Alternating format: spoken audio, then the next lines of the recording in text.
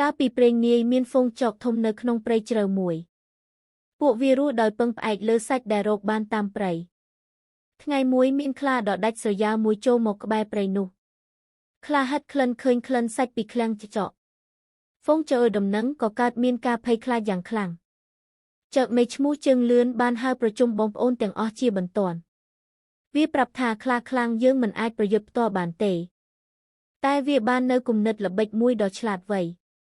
ពួកចុះវិញចេញទៅរកឫស្សីធំនៅជិតទន្លេពួកវាបុកឫស្សីជារនលាក់លើផ្លូវខ្លាដើរ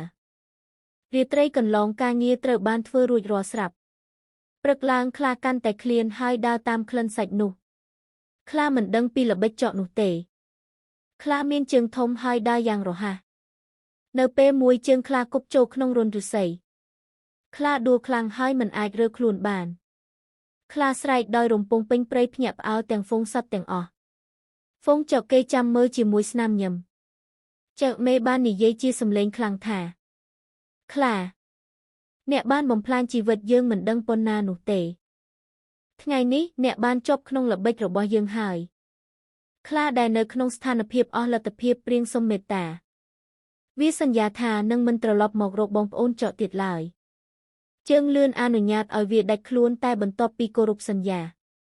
ហ្វូងចកជួយដោះឫស្សីចេញពីជើងខ្លារត់ចេញពីព្រៃដោយភាពខ្មាស់អៀន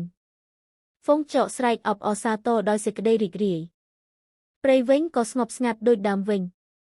ចកទាំងអស់រស់ដោយសុខសាន្តនិងរួបរួមគ្នាការរួបរួមនិងប្រាជ្ញាបានជួយពួកវាឲ្យឈ្នះស្រូវធំ